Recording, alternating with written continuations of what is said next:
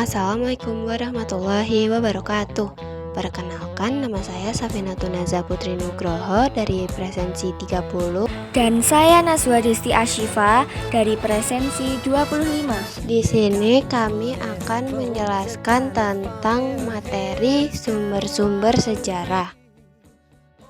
Apa itu sumber sejarah? Sumber sejarah adalah segala sesuatu yang digunakan untuk mengetahui peristiwa masa lalu. Sumber ini menjadi dasar penulisan sejarah dan membantu merekonstruksi kejadian secara benar. Jenis-jenis sumber sejarah. Yang pertama, berdasarkan waktu dan asal sumbernya. Yang kedua, berdasarkan bentuk dan wujudnya. Yang ketiga, berdasarkan sifat sumbernya. Yang keempat, berdasarkan isi atau materi. Jenis sumber sejarah yang pertama yaitu berdasarkan waktu dan asal sumbernya. Nah, jenis sumber sejarah tersebut dibagi lagi menjadi 3, yaitu A.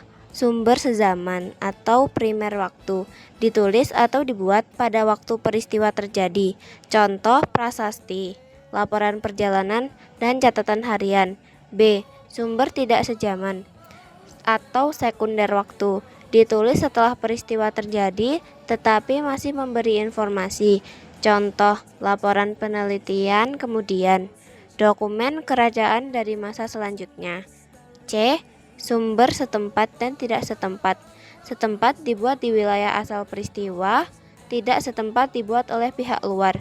Misalnya, catatan dinasti Tiongkok tentang Sriwijaya. Berikut contoh-contoh gambar sumber sejarah berdasarkan waktu dan asal sumbernya.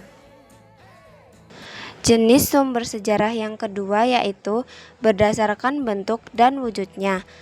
Jenis sumber sejarah tersebut dibagi lagi menjadi 4, yaitu A. Sumber lisan, informasi dari wawancara, cerita rakyat, legenda, atau kesaksian pelaku sejarah.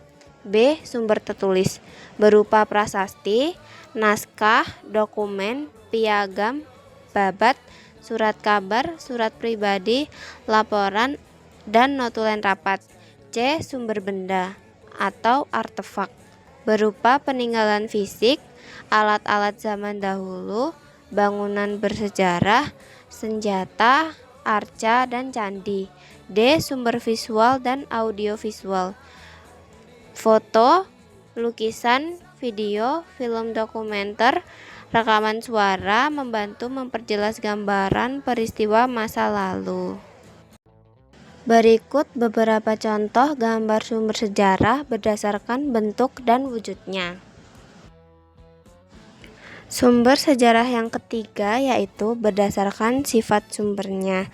Jenis sumber sejarah tersebut dibagi lagi menjadi 3, yaitu A. Sumber primer, kesaksian langsung dari pelaku atau bukti yang hadir saat peristiwa terjadi, bisa berupa foto asli, rekaman, wawancara, dan dokumen asli.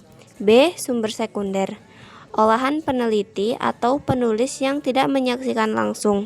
Contoh buku sejarah, artikel penelitian, dan ulasan ilmiah. C. Sumber tersier, sumber ringkasan atau komplikasi dari sumber sekunder. Contoh ensiklopedia sejarah. Berikut adalah contoh gambar sumber sejarah. Yang pertama foto asli, yang kedua artikel penelitian, yang ketiga ensiklopedia.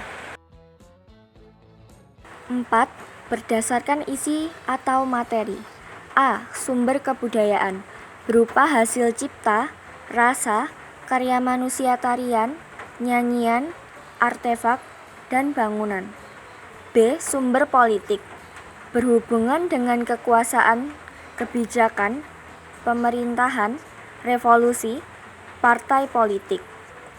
C. Sumber ekonomi, berisi tentang perdagangan, pertanian, krisis ekonomi, dan perkembangan perusahaan.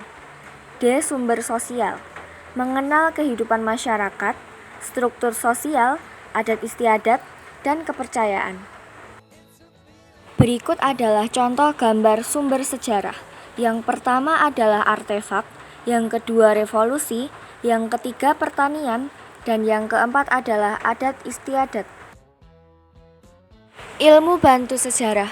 Untuk menafsirkan sumber sejarah, diperlukan bantuan ilmu lain, seperti antropologi atau budaya dan manusia, arkeologi atau benda kuno, epigrafi atau prasasti, filologi atau naskah kuno, geologi atau lapisan bumi, paleontologi atau fosil, sosiologi atau masyarakat. Kesimpulannya yaitu, sumber sejarah adalah segala bahan yang membantu memahami peristiwa masa lalu. Sumber ini dapat berupa lisan, tertulis, benda, maupun visual, serta dibedakan menjadi sumber primer, sekunder, dan tersier. Berbagai ilmu bantu seperti arkeologi dan antropologi digunakan untuk menafsirkan sumber-sumber tersebut berdasarkan isinya. Sumber sejarah mencakup aspek budaya, politik, ekonomi, dan sosial, sehingga memberikan gambaran utuh tentang kehidupan masa lampau. Sekian, terima kasih. Wassalamualaikum warahmatullahi wabarakatuh.